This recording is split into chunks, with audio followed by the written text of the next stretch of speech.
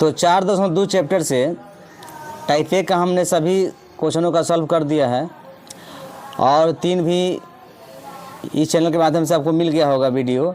अब हम लोग 4 देखेंगे। ठीक, 4 है 2 क्रमागत धनात्मक पूर्णांक याद कीजिए जिनके वर्गों का योग 365 हो। ठीक है, चलिए इसको हम लोग सॉल्व करते हैं। 4, माना पहली संख्या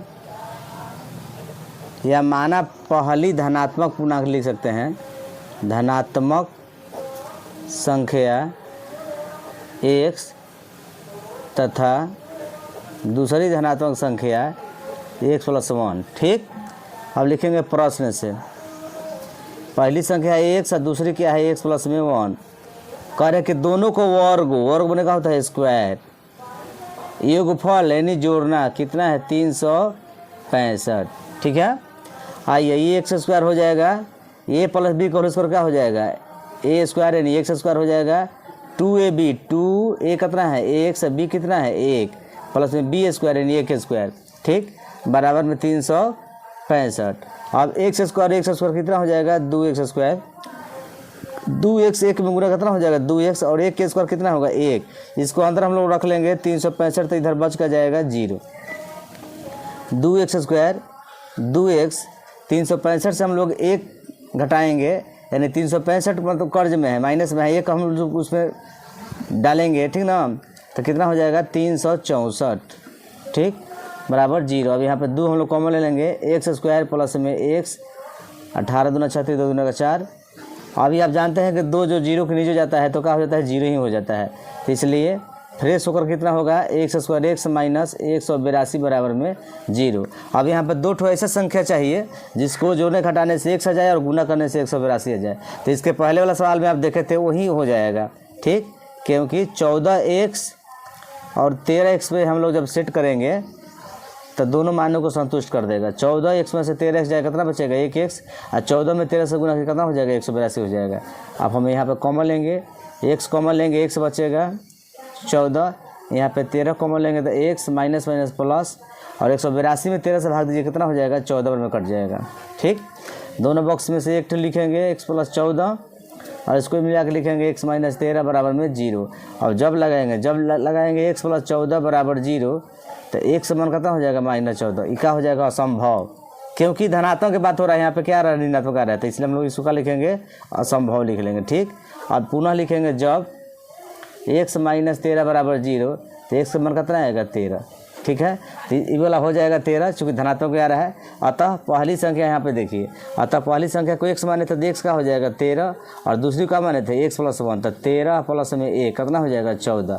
तो इस तरह से ये वाला ये आंसर दोनों हो जाएंगे। बहुत बहुत धन्यवाद। अब इसके बाद हम लोग 5 सवाल देखेंगे। ठीक ना, चलिए 5 देखेंगे। एक समकोण त्रिभुज की ऊंचाई इसके आधार से 7 सेंटीमीटर कम है। यदि कर्ण 13 cm का हो तो अन्य 2 भुजाओं का मान ज्ञात कीजिए या ज्ञात कीजिए। ठीक है, चलिए इसको हम लोग सॉल्व करते हैं। बहुत सुंदर सा सवाल है, वीवीआई सवाल है। समकोण त्रिभुज, ठीक है, समकोण त्रिभुज का मैटर है। चलिए मान लेते हैं, माना कि आधार कितना मान लेते हैं 1 सेंटीमीटर, चूँकि जब ऊंचाई कह रहा है आधार से 7 सेंटीमीटर कम कह रहा है, तो ऊंचाई कितना हो जाएगा, ऊंचाई हो जाएगा x माइनस 7 सेंटीमीटर और कर्ण दिया है 13 सेंटीमीटर। ठीक, तो आप जानते हैं कि कर्ण स्क्वायर बराबर क्या सूत्र होता है, कर्ण स्क्वायर बराबर होता है लंब स्क्वायर प्लस में आधार स्क्वायर, लंब स्क्वायर प्लस में आधार स्क्वायर। तो कर्ण कितना दिया है 13, तो स्क्वायर हो जाएगा लंब या ऊंचाई का एक ही बात होगा। ठीक ना, तो कितना हो जाएगा x माइनस 7 स्क्वायर कर लेंगे और आधार कितना दिया है 1, तो इसका स्क्वायर कर लेंगे। 13 का स्क्वायर कितना हो जाएगा 169। a plus B a minus B का होल स्क्वायर क्या होता है a स्क्वायर माइनस 2, a कितना हो जाएगा 1 और b कितना होगा 7 प्लस b स्क्वायर यानी 7 के स्क्वायर प्लस में x स्क्वायर। ठीक, 169 बराबर x स्क्वायर और x स्क्वायर कितना हो जाएंगे 2x स्क्वायर, 7 दूना 14x प्लस 7 के स्क्वायर कितना हो जाएगा 49। ठीक, 2x square minus 14x plus में 49 और इसको 169 को हम लोग बराबर बदले जाते हैं, क्या हो जाएगा माइनस में 169 69। तब बराबर में इधर 0 कहिए या बराबर में इधर 0 कहिए। ठीक, 2x² 14x। अब इसको घटाइएगा, चूंकि +49 है -1 69 है, तो घटाइएगा तो कितना हो जाएगा, 9 से 9 हो जाएगा तो 0, और 16 से 4 कितना हो जाएगा 12, यानी 120 हो जाएगा बराबर में 0। अब हम लोग 2 कॉमन ले लेते हैं। ठीक, तो 2x² हो जाएगा 14 से हम लोग 2 से भाग दे कितना हो जाएगा 7x, और 120 के आधा कितना हो जाएगा 60 बराबर में 0। आप जानते हैं कि 2 जो का स्थिति है 0 के नीचे जाएगा तो कितना हो जाएगा, फिर 0 ही होगा। ठीक ना, इसलिए हम लोग इसको फ्रेश कर लेते हैं, यानी नहा धो के फ्रेश कर लेते हैं इसको, 60 बराबर 0। अब ऐसी 2 ठो संख्या चाहिए जिसको जोड़ने घटाने से 7 आ जाए और गुना करने से 60 हो जाए। ठीक, तो हमारे पास संख्या क्या होगी, 12 और 5 क्या होगी, 12x प्लस में 5x माइनस में 60 बराबर में 0। ये आप समझ लीजिए, जब दोनों तरफ माइनस होगा तब बीच में प्लस रखिएगा, है ना, बहुत जल्दी आपका सवाल बन जाएगा। 12x में से 5x जोड़ेंगे तो कितना हो जाएगा 7x हो जाएगा, फिर माइनस 7x हो जाएगा। 12 में 5 गुना करेंगे कितना हो जाएगा 12 × 5 = 60। अब यहाँ पे हम लोग x निकालेंगे तो x मिलेगा 12, 5 निकालते हैं तो x, और 60 में 5 से भाग देंगे कितना बार में आएगा 12 बार में। चलिए दोनों बॉक्स में से एक ठो लिखेंगे और इसको मिला के x में लिखेंगे, x + 5 बराबर में 0। जब इस पर उठाएंगे जब x - 12 बराबर में 0, x बराबर कितना हो जाएगा 12। ठीक, और जब इस पर लिखेंगे जब x + 5 बराबर 0, कितना हो जाएगा -5। अब बताइए, ये जो समकोण त्रिभुज कोई भी भुजा माइनस में नहीं होगा, ठीक ना, या कोई भी त्रिभुज की भुजा कोई माइनस में नहीं होगा, इसलिए इसको हम क्या लिखेंगे, असंभव। क्या लिखेंगे, असंभव। इसको निगलेक्ट हम लोग कर देते हैं, इस पर हम लोग पासिंग करेंगे।